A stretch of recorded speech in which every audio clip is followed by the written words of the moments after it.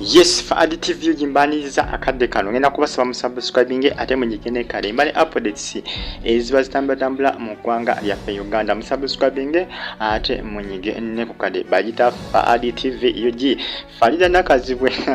aina kyakoze ku mukoto gwa Facebook ekyankalanyiza ba social media handles kusani Banyaganda basinga ono wagamenti naye ngenda kunyiga Lumumba ibwemu Embaga namwe muti abasinga nanzo kubanga bagamba Embaga kijagamba agamba Embaga ine Bruno ke kugambye akyamudde abana ku social media ate abasinga bagambe nti banange Faridah Nakazibwe tugirinze abasinga bagenze mu comment section okumwanukula nga bagamba nti Faridah Nakazibwe Embaga yo tugirinze gwe ene Bruno ke ka statement kano kakoze katyankalanyiza abana ku social media jukira abasinga batandika dogamba nti Nakazibwe ne Bruno ke waliwo embeere genda Maaso wakati waabwe kati statement eno gyakoze ku mukutu ogwa Facebook nga polengera akantu ako nga polengera kagambo kali ngalaga nti bane nja kunyiga Lumumba ibwemu Embaga namwe muti ngagamba ba social media handles bamu following ku Facebook page ye ne bagamba Embaga ne Bruno ke abasinga bagambe tugirinze abasinga bagamba kitegeza Nakazibwe ne Bruno ke mwagalana abana basinga ku social media bakyamuse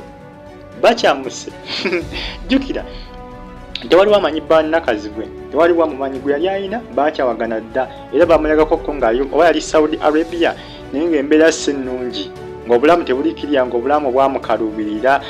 bamutwagako ko yatwendinganga nnyo ku social media naye ng'obulamu bwe bwakyankana kati salino kiraga nti ali singo Nakazibwe era abaana basinga kyobulaba bamusubiriza nnyo okubeera nti ayagala nani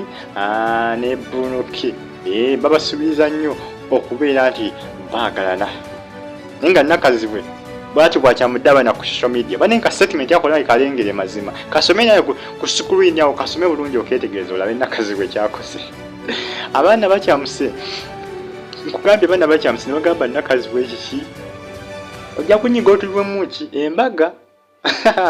bakyamuzinga bagamba tugirinze Embaga Nakazibwe tugirinze Embaga yo ne Bruno ke abana basinga bo basubira nti Nakazibwe Embaga gyagamba gyayinza okubanga adusulako fena Bannayuganda Embaga ye na Bruno ke wensonga nti balina enkolagano ey'amaanyi kati mukolagano ey'amaanyi abana basinga bagamba nti waliwo ekigenda Maaso wakati wa Nakazibwe kosa ne Bruno ke simanyi wajje binagwira simanyi wajje binakira naye nga musubscribing ate musigale nga mufollowinga Faridah TV yuji mbagala nnyo yona gye musinzire okubanga mugyeko mireko nagyo sinzire okubanga obugifollowinga gwe subscribing edda kyamanyi kyewakola gwate nawa kusubscribinga ngenda kusaba wabula osubscribing ate onyige ne kade atompere video no kalike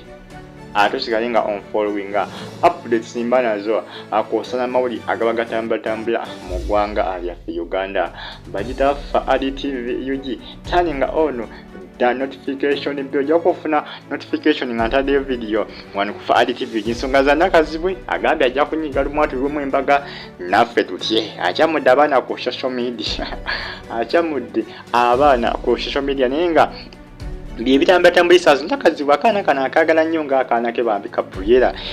abasinga kyobula bagamba nti Bruno ke waba wakuwasa mukazi awase Nakazibwe abanoonya omukazi ow'okuwasa awase Faridah Nakazibwe omukyala omukozi wali ku NTV Uganda oba gyosobola okuyita monitor publisher mu company eya monitor publisher oba nation media Faridah Nakazibwe gyakoli abasinga bagamba nti Bruno ke abayitaga nafuna omukyala ng'alinga Nakazibwe anasobola okwaneka ng'alabirira bambi akane kwati saazi no bulira Nakazibwe amuyita maama we taata we amanyi kigundu